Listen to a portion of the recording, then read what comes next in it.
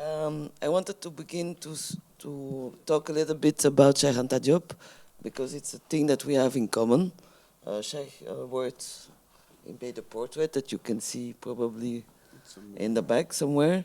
And I made also projects about Cheikh Anta Diop. So I don't know if you know him.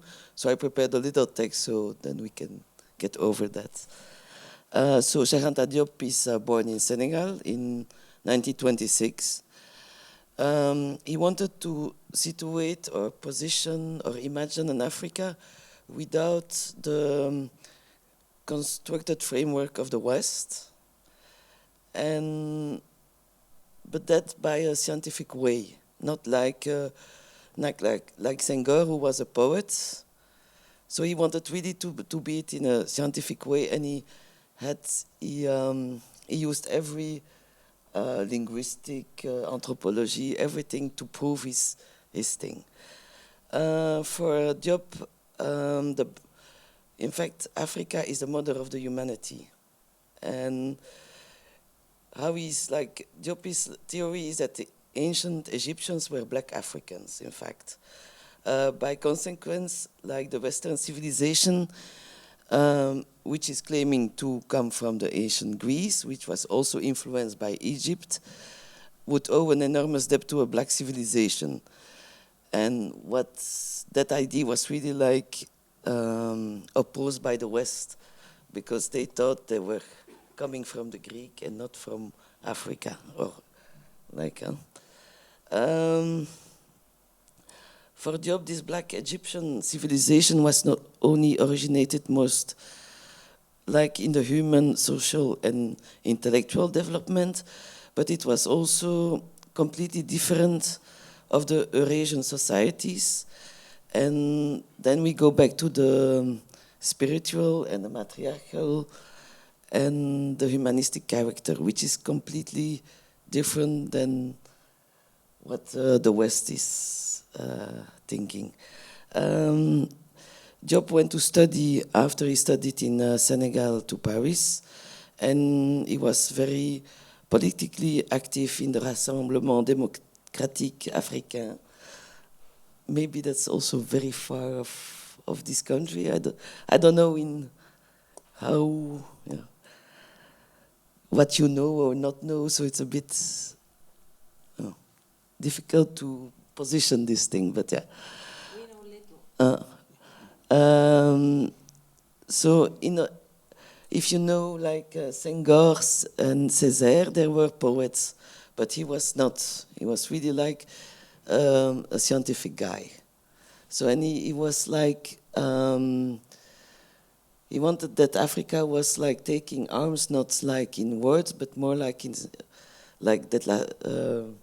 comprendre la science. Scientific approach was better as a weapon against all these preconceived ideas. And then he did that by different things. First he was more into linguistic things, also thinking that the Wolof, which is a language that they use in West Africa, was very near the Egyptian language. So that was also for him a proof that the Egyptians were in fact Africans. Then afterwards he was he went to the Marie Curie, and then he went into the carbon 14, and he opened a laboratorium in Dakar about that also. What can we say more about? Yeah, it's he was like the opposite of Senghor here. Also he was a politician too, and had his political party, which was forbidden at the time, and he tried his best to just build a narrative out of science, which is not totally different, Like with Senghor. No, Senghor was more like, for him, like the Africans were emotion, and then the European, and the Europeans were the rationality. And yeah. for Cheikh Anta Diop, it was like the complete opposite way. Yeah. And that's a bit, and I think that's in Africa you have a lot of people who are like talking more about Senghor, like especially in Senegal, than about Cheikh Anta Diop. Yeah. Cheikh Anta Diop, of course, he's not a poet, so he cannot talk. When you hear him, it's really boring also. You're like, yeah, kind of boring.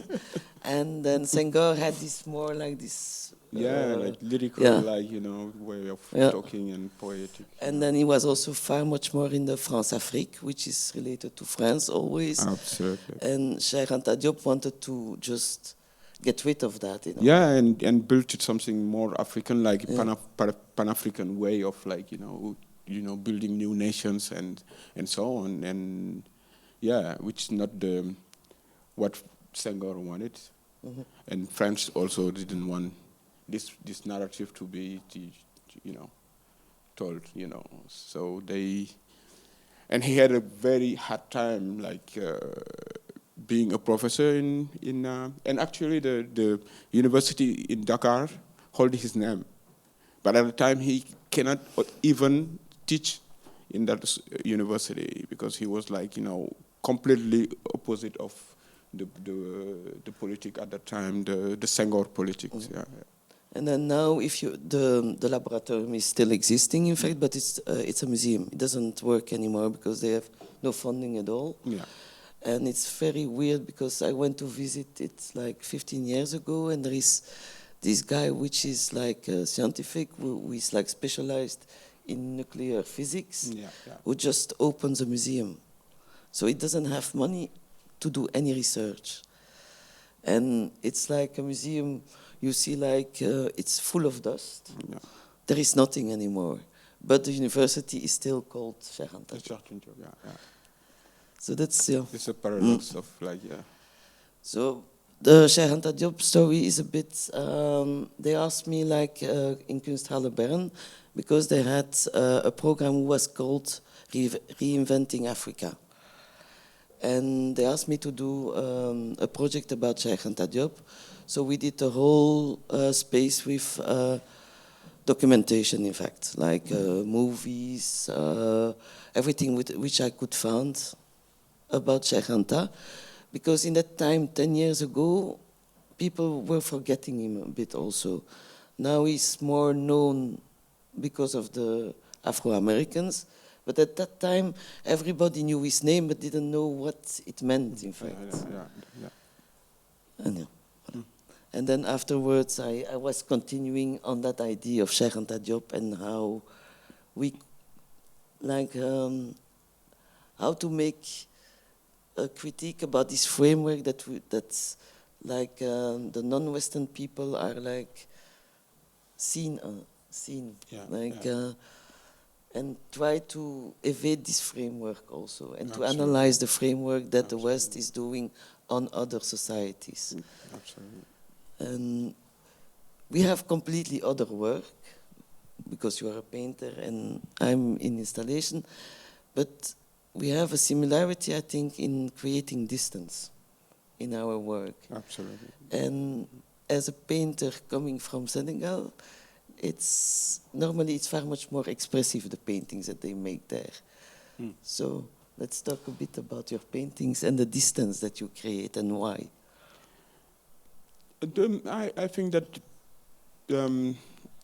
as artists, we just have this sort of like thing of being inside and at the same time having the position of like some sort of anthropological way of thinking about ourselves, which is like something like you are inside and out at the same time, So you have just like this sort of critique about like what you're living inside, like, your society, your own society. You can be critical about that, and at the same time having the same opportunity of seeing the rest of the world differently and having your own narrative on what is happening over there. So I'm like during those 30 years, I was like working like from here, America and Africa, and seeing the world from different point of view. So talking about like Cheikh Anta Diop, he had this opportunity too, like being doing his, being a student in Paris at that time, during the independence of Africa, and trying to build a new narrative, out of Africa, because what we had during the whole colonial time was the narrative, that people had in Africa, was out from European point of view. So how can we build a narrative from within, and it's right now also right now this is the new thing also, how can we build a narrative from ourselves in Africa, how, and not only about Africa, but what is the narrative, the African narrative about the world? And this is also a new thing, what is our position? How can we, what is our view? How can we, what is the world for us? But the thing is also when we knew each other 30 years ago, it was also more, we had a dream also, of more this universal thing. But now, and then exhibitions like Magicien de la Terre, and we hated that in a way, because it was just representation of. And then now you see more than 20 years after, Magicien de la Terre is now something that people think was a very great exhibition. Yeah, but And that's, for me, it's a bit weird also. In a way, everything is far much more polarized than before. Yeah. It's always opposition. And you have black and white and poor and rich. And then there was more this universal thinking, not this opposition. And I'm not Senghorian at all. I'm more close to Cheikh Anta Diop than Senghor. But Senghor used to say something very important. It's universality is a rendezvous for people who you just receive and give. Then, and it's nothing more this sort of what they call universality in France, where we impose you the way you have to, And there's a new way of thinking about what is universality, and how can we build it is something that we have to build from every corner of the world, and slowly, yeah. But I remember the thing is when you start to talk, that's the beginning of everything, even if it's in misunderstandings. Absolutely. But the thing is now that you have the impression that people don't dare to talk to each other anymore. That when you say something and it's not in the political correctness, and it's not in the framework that you are allowed to talk, then yeah. And for me, that's where the discussion, in fact, is stopping.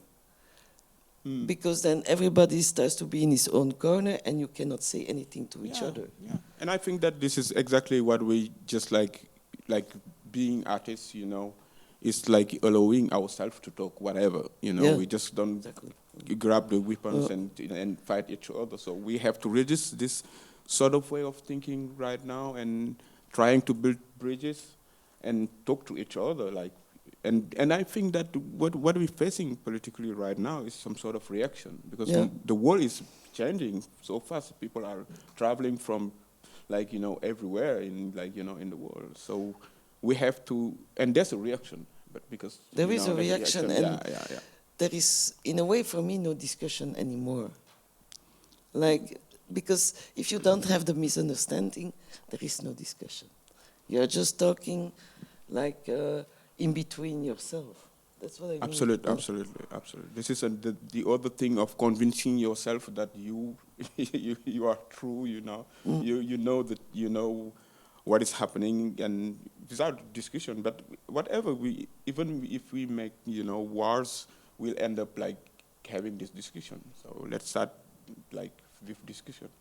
For me, this is the other thing.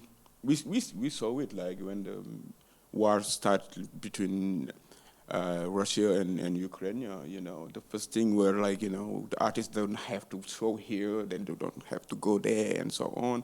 And we the first victim of those way of thinking. So we have to resist in any way, just like in some way, and trying to build like a create a field of discussion. You know? Then there is also like a question like about, I know that is the discussion now, that you are changing in a way of painting, like the way of your painting, like when you see your cinemas, it's far much distant, and that you are now searching in a more personal way to paint. Was it because you were scared before to show it, or?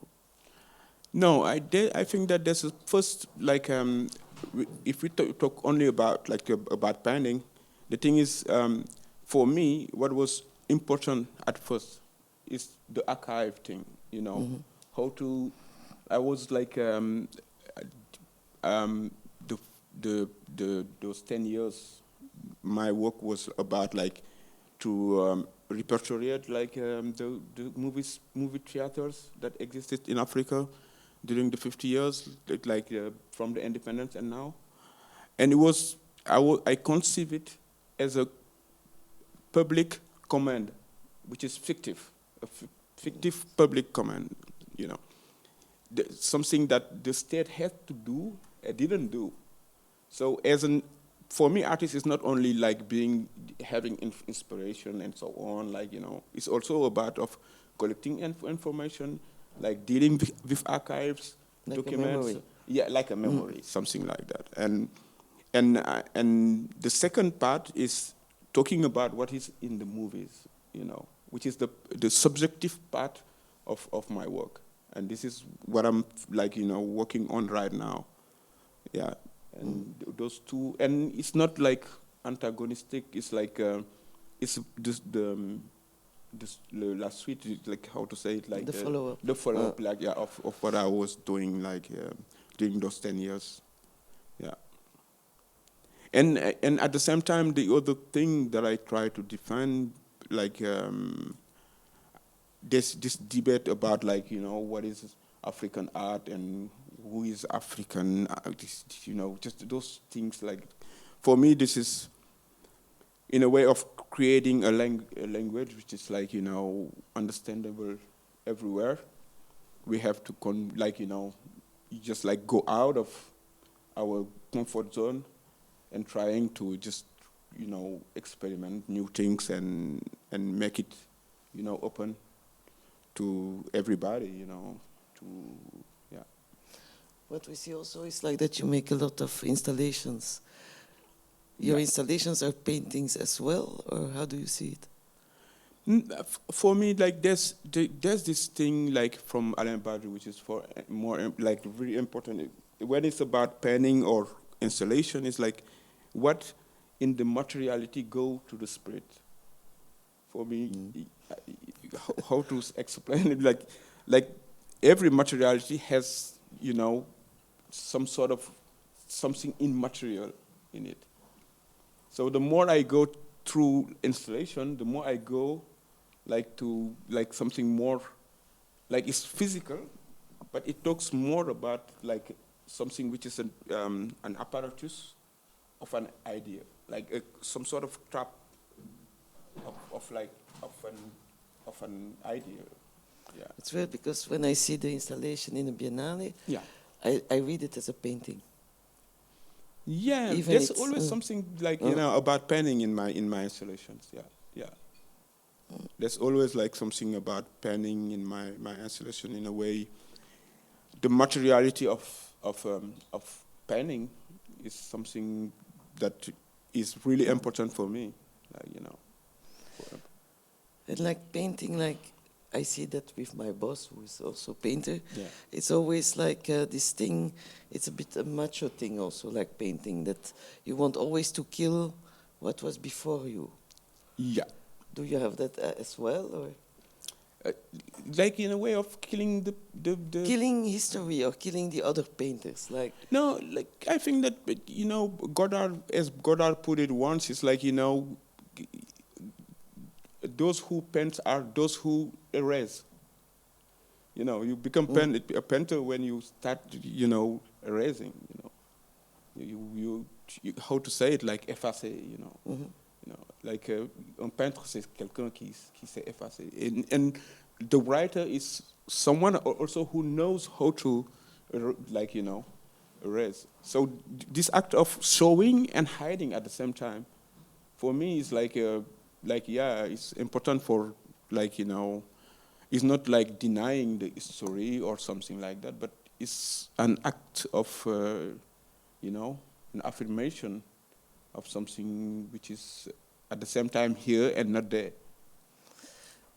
do you have like in common like you have Candy Wiley or even Kerry James that you have to reappropriate like this Western tradition of painting? Or I think that we don't have to.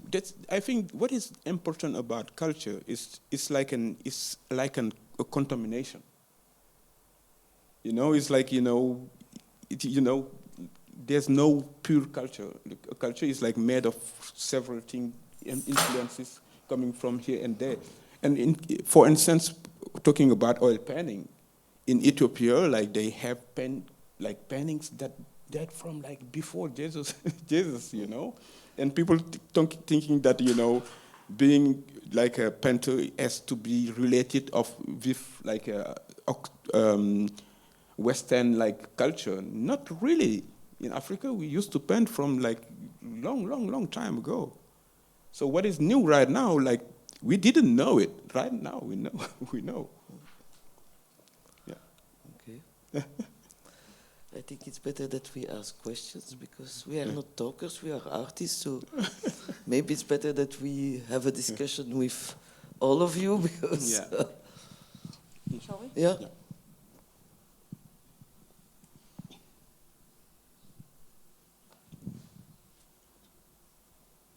Eliana, I'm pretty sure you have a question.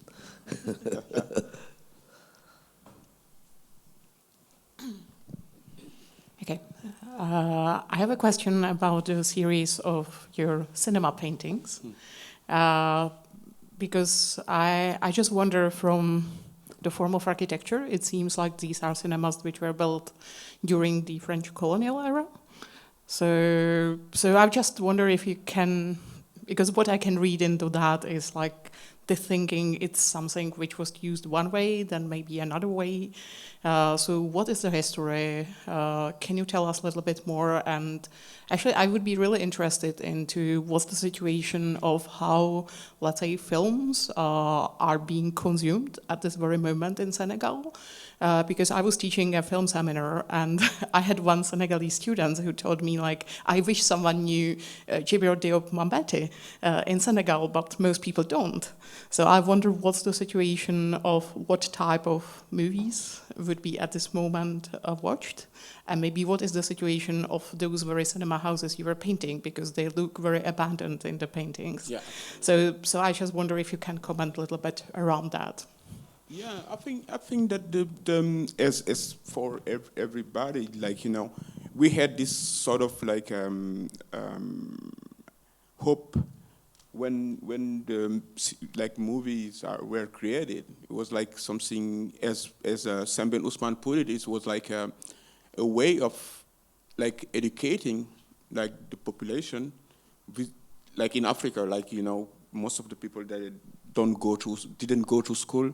So it was a good way of educating the population, the way of informing people and so on. And in another way, during the colonial time, it was also a good mean of the propaganda of the regime, of like colonial regime. So we had this sort of like, and till the 60s, it was forbidden for Africans to take cameras. So, and this is why, like, Samben is so important. He was one of the first to to African to make movies and talking about African problems, like, you know, how African like see the world, how like, you know, being critical about the tradition, the religions, and so on, and trying to create like a new way of thinking over there. And those cinemas, and I knew it like not like long time ago, most of those cinemas were built by like architects coming from the eastern countries, like here and Poland and so on. Yeah. So it was also like a contribution at the time to just like create this. Yeah. And the other thing is during the Senghor regime, what they call parti unique, was like the country had just one political party, and it was also where the people like in the opposition like used to meet before the movie. They stay and did their reunions, their meetings. So, and also the situation like a urbanistic position of those cinemas are very, very important because they always in the center of a neighborhood. Like, and this is why when after the because there's a lot of there's a lot of experimentation in Africa, and those experimentations afterward comes to Europe. Like when it's about architecture, like economical,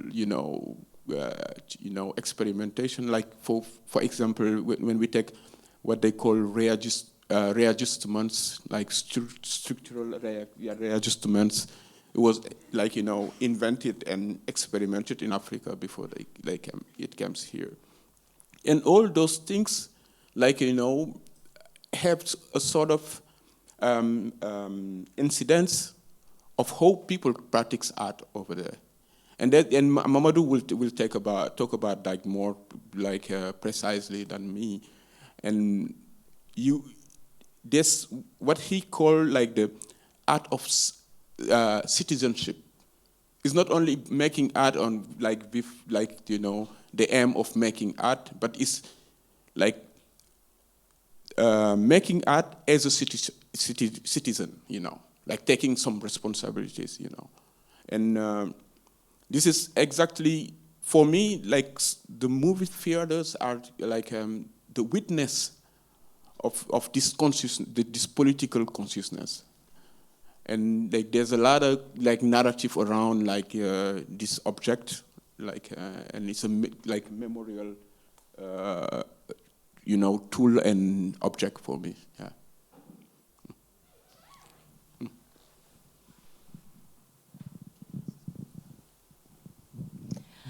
I would like to ask you about the contemporary painting, maybe, as now I can see there is big craving for Afro-American painters, and I would like to ask you if you see it as a possibility, or is it like if you feel it's like too much pressure that now in the art world there is a lot of Afro-American painters, usually maybe from Brooklyn or London, based in the studios. You as a painter, if you see it as a finally open stage, or you feel it's maybe too much unnaturally pressure right now in these last few years, or maybe it's for our perspective from Czech Republic, maybe it's different for you as you were in New York. Obviously, there must have started much earlier, but if you maybe can say something about it.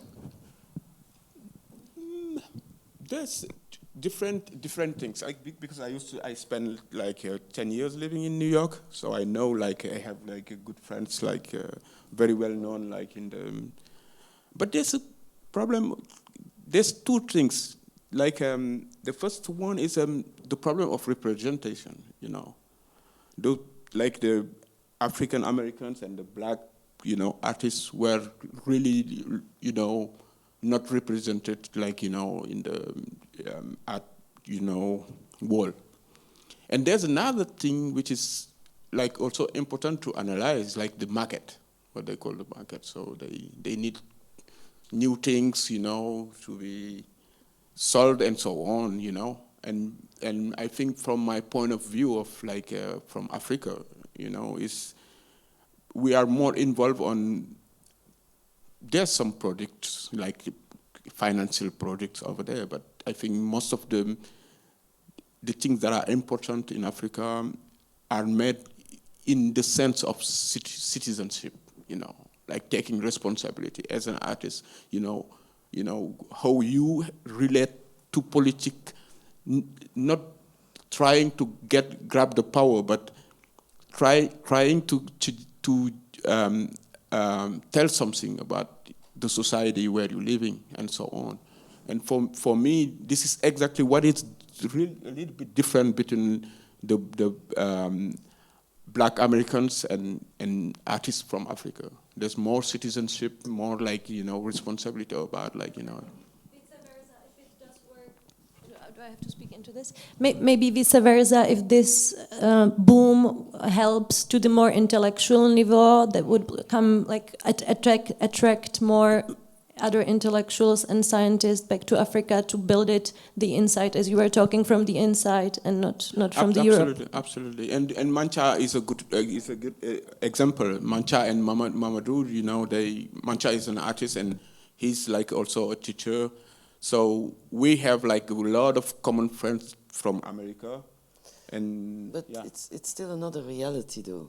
Yeah, absolutely. So absolutely. that's like Black Americans and Africans. They have another reality. They have another culture, another tradition also. So like this hope that they gonna come to Africa and that there is, I don't know. I'm not sure about that. Yeah. So you are, when you do your research, you are based only for the African artists and not the American, no, or because I didn't understand it maybe in the beginning. It's more. I'm I was raised in Africa. That's why I'm more interested in Africa than in the States. About that a little bit, yeah. So it's not a choice. It's just a reality. Yeah. More than But Vanessa spent her childhood in Rwanda, so she's that's why I'm she's sure African. I'm interested in Afro-American artists, but I'm more attracted to Africa because it's a part of my history. That's why. Absolutely. And we have very good friends like Kerry James Marshall and David Hammonds and so on. We know each other. This is where we started, how can we build bridges between us, even though the narrative is not the same. And the other thing also is if we listen to America as the point where everything is happening, they're gonna impose us a narrative which is not ours. So how can we build our narrative without being exactly what is being as an American artist, we have some sort of another narrative to tell. And this is exactly this sort of rendezvous where everybody from every corner of the world have something to put in the center. Yeah.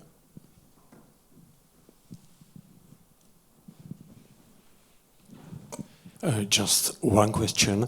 When you spoke about Diop, you mentioned the differences between opinions of Diop and Senghor. Would you like to explain me these differences? But the difference, political, ideological. It's also political. It's a difference because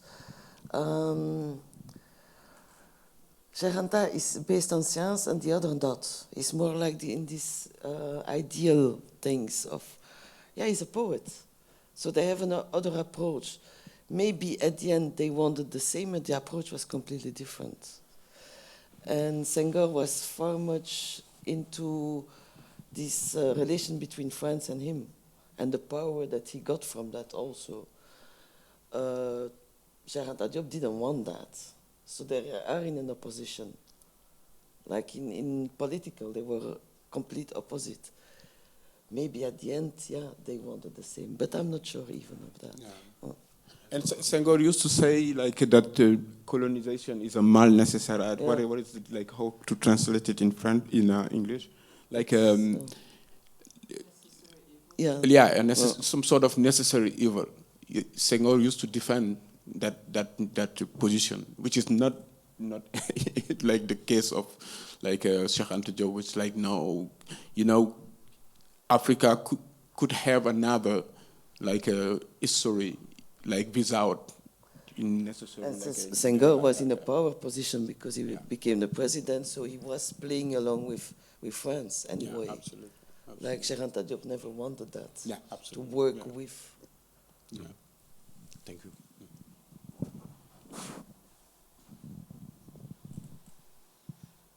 Any more questions? Vincent. Maybe it will be kind of confusing, but I wanted to ask if the only way how to build your own narrative, I mean, in contemporary African art or Senegalan art, is kind of cooperate with the Western approach to art market, or this billionaire exhibiting system. If or I'm asking if how much you are dependent to these like art market stuff and kind of neo-colonial practice in art in Africa. But you have collectors in Africa, but not as much as here. And that's a bit a problem. You have galleries in Africa, but they don't have the power that they have in the West, and that's a reality. So, yeah, of course, Cheikh has a gallery in Africa, but it cannot be your only market because you will not survive. And or how wide are impacts of this fact on the art, like in reality? The moment when you will have, also in the States, Afro-American galleries will have the same power as a Gagosian and a Zwirner, then you will have equality, and real equality. But that's not the case for the moment.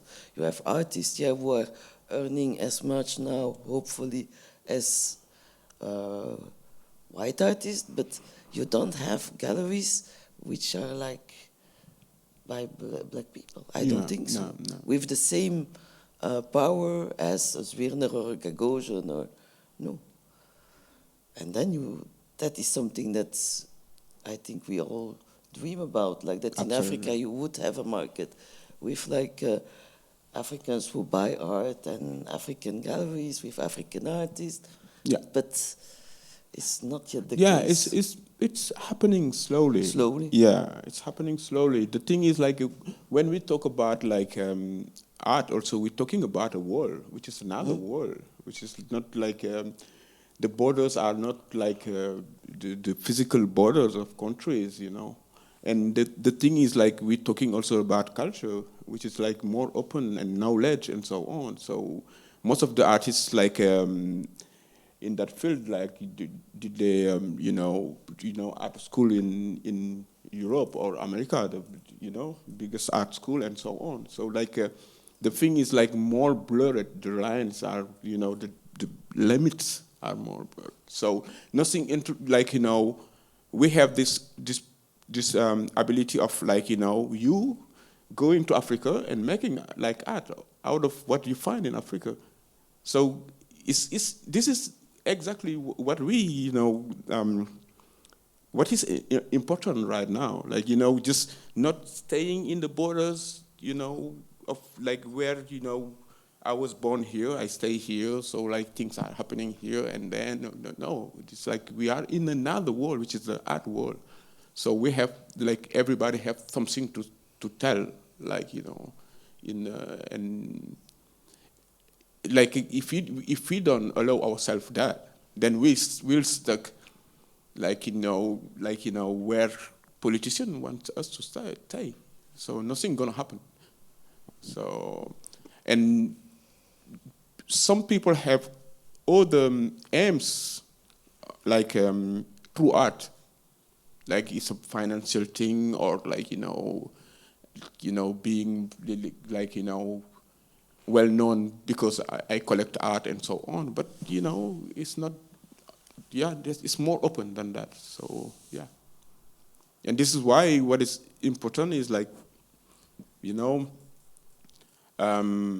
have like a lot of friends like coming in Africa from America or Europe, making movies like from in Africa and so on with Africans and so on. Like creating new things. For me, this is like this is the future.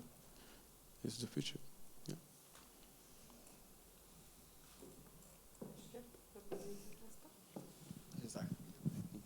Klidně rovnou.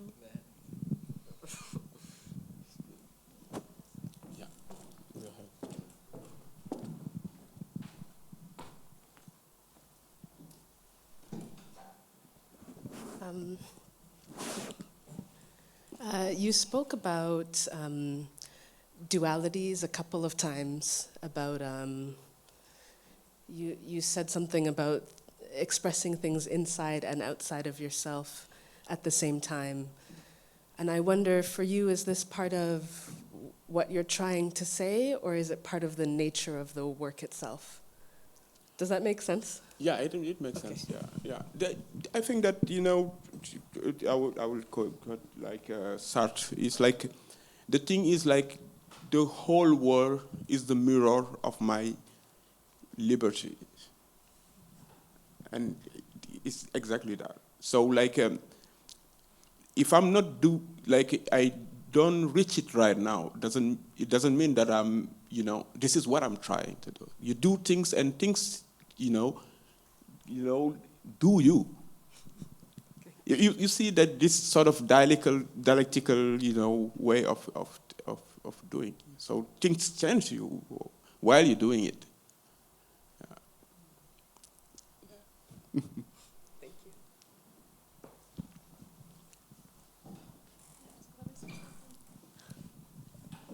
Maybe, Vanessa, can I just ask you that in the leaflet for this lecture, there was something about new exhibition you're preparing to Korea. So if you could talk maybe about that. What is the exhibition going to be about?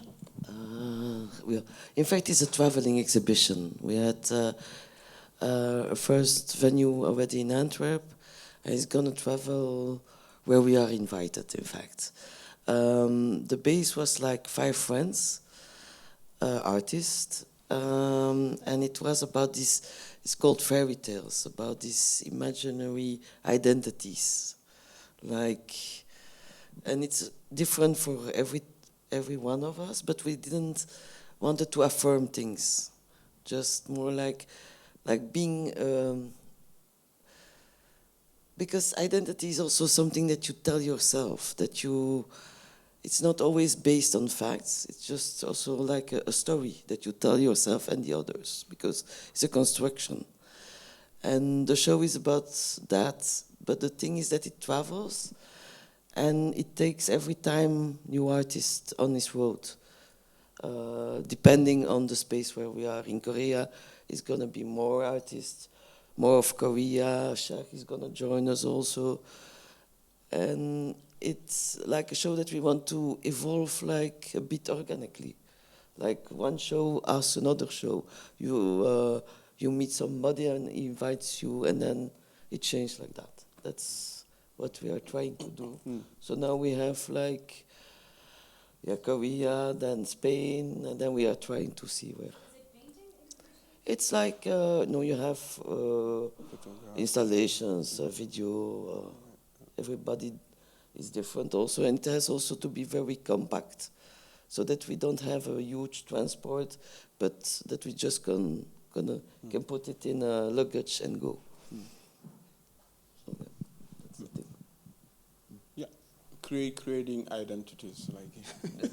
Fairy tales. Great.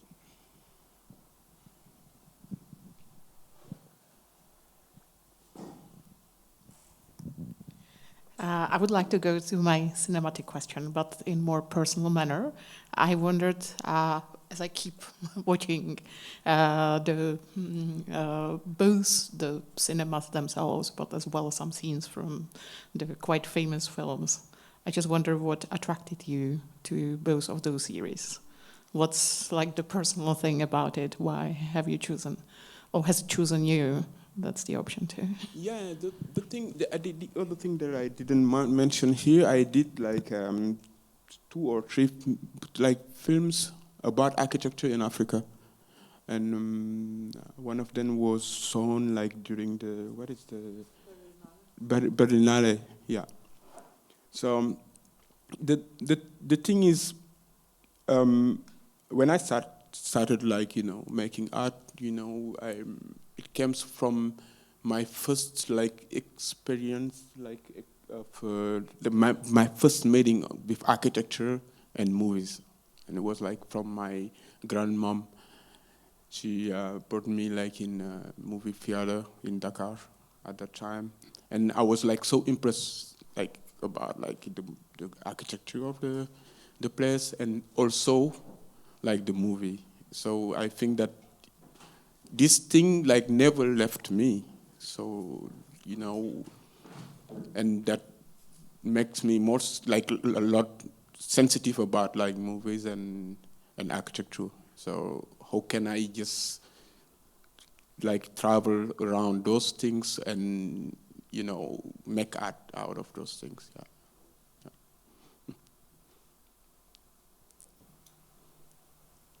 I don't know what time it is, but we can, if you don't have any more questions, then we can start also wrapping it up. Shall we? Vincent? Ne, nemusíte. You don't have to generate questions, but... All my ideas are kind of subversive, which is bad, but I'm sorry that's me. I'm just like still thinking about not like a purpose, but the audience, or if visual arts in African context are more of if the purpose is to re-establishing like a national culture or maybe a state culture. We already discussed that the difference between nation and state in African context, and I don't know if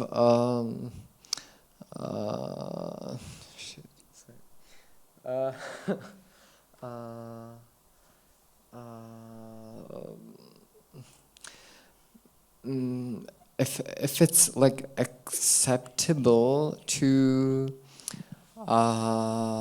or interesting for, I don't know, the audience of African art, which is usually, I guess, not really like local, or it's not like the ordinary audience as we see that, for example, in Czech Republic.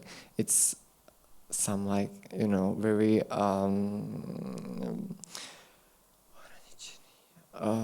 very specific group of people. So if it's acceptable to work more with like some personal themes, personal issues, if it's not, if the African art is not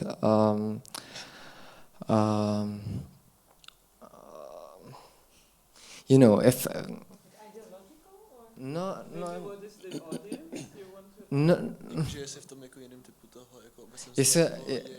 If it's not, jestli se neočekává, že vlastně jakoby to umění bude a priori nějakým způsobem jako aktivist nebo jakoby vlastně užitečný. Yes. Yeah, like deductive or activistic or yes. Sorry, I have just like complex ideas which are. Maybe if you can talk about the Because difference between like the art public in like Western Europe and Africa? Is it what you're yes, maybe that's the second question. Sorry, I have just like complicated ideas which are not easy for me to. The thing is like traditionally in Africa, like this thing of like putting a name in art, which is like something like more like how to say Western like way of naming like the thing in Africa. Everything is like linked. It's not it's not. I'm not going to talk about like Gesamtkunstwerk, but there's something really close to that, and art is everywhere, and yeah, and this is performative, etc., etc. And I think that one of the how to say the function of an artist in Africa is also to make it for the people from abroad to understand like how art functions in Africa too, which is like it's everywhere. Like if you go to the market, the way people like display the product that they sell, comes like is so close to how they display like the totems or the like the things in the like the whole sacred things, etc., etc. And if you have the like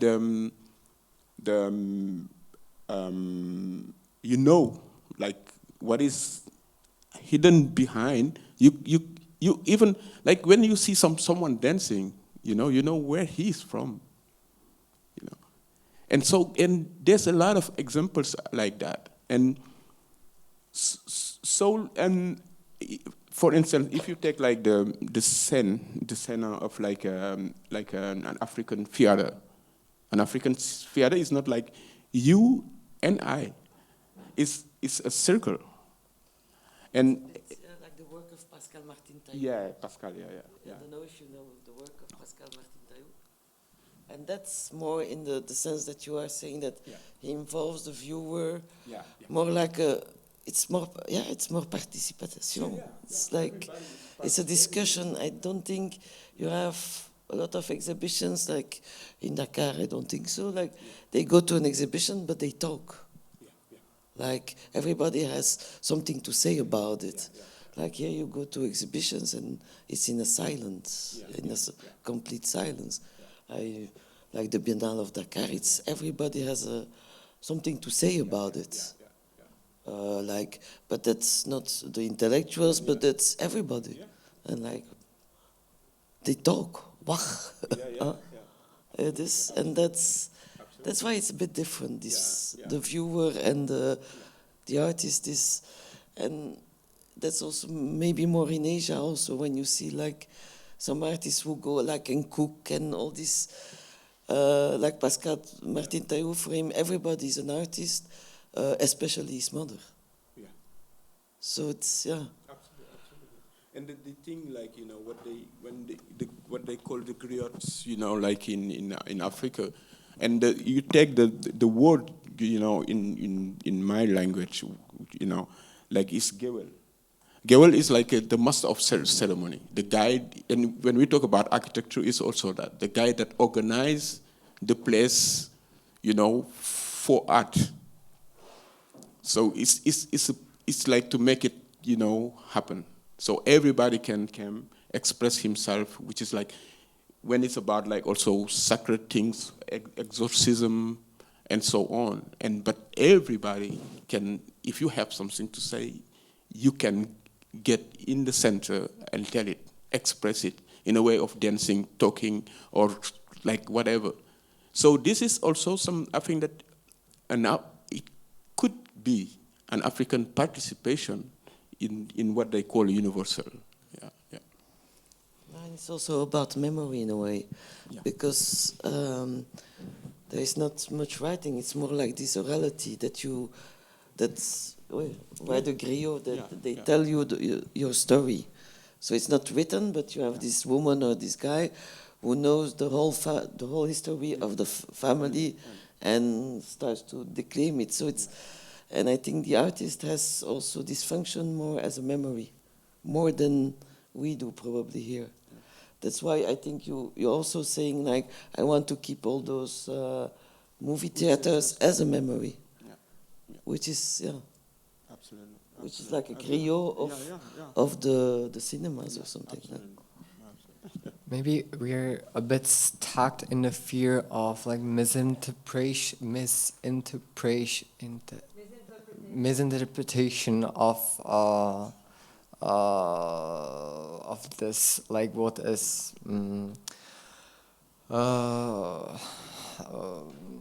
what is like really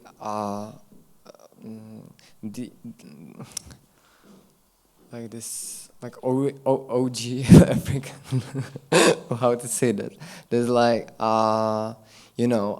because of the experience of colonial exhibition, like in Paris, or because of misinterpretation of in ethnographical museums all around Europe, even in Prague. So maybe maybe for me, I don't know, if for all of us, it's also like easier to observe something which is closer to our like European, Western, whatever approach to visual art than something which is like magical and hard to read, readable for me because I need some help of some professionals which can translate these aspects of African culture. I think it's like a viewer, everybody has, if you're able to look even, everybody has an idea what it is for him. So it's not important that you misunderstand it. You make a story for your own, and that's fine. You cannot grasp all the time what the artist wants to say with his word. The thing which is like, I really discovered the way like people were looking at like Africa when I came here as you, because this is so amazing. This is what they call partage d'exotisme, sharing exotism. This is it's so funny because I discovered like, when I came in Paris, like the first time, I just discovered that I'm black. Oh yeah, okay. I didn't know. And this is exactly that, People make, you make your, and this is important also, like, building identity. Identity is not like, for me, something which is stable, like being that. You came from somewhere and you're going somewhere. So it's not fixed thing. And the way people see you can change, and the way you see people can change. So what are you building? Like what is your goal? Where are you going? So, and for me, it's so important. It's like the other thing is like, I discover Africa being in Paris, because like in Dakar, you have like people from Guinea, some people from Mauritania, and so on. I mean, you came in Paris, you discover Africa. There's people from everywhere in Africa. So, things are like, changing that way. And yeah. And in fact, we were talking about like the African Americans. They were the first people to declare themselves African before the Africans. Because it was political. Like, coming from like, Senegal, you tell I'm Wolof, I'm Yoruba, or I'm Igbo, or something like that. You don't just like, because we used to live in autarkic countries. We don't need the others. We have everything that we need here. And then colonization comes and create new needs. So we need the others, etc., etc. So like, yeah, and this is how like things are moving right now. So we discover links with other people, like, you know, people to connect with, to change things together, because like, you know, so on and so on. I have a question. I have a question about the art, like kind of in general. What is your opinion?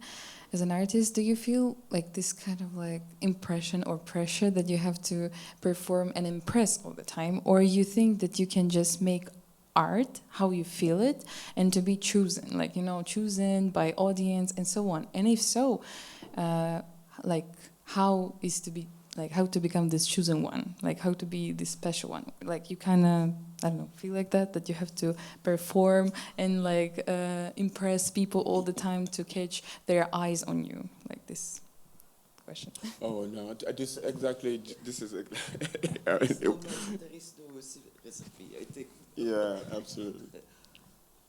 No, I'm not really, you know, I think that there's people, you go to art from different reasons, you know, and I think for me the best reason is like, you know,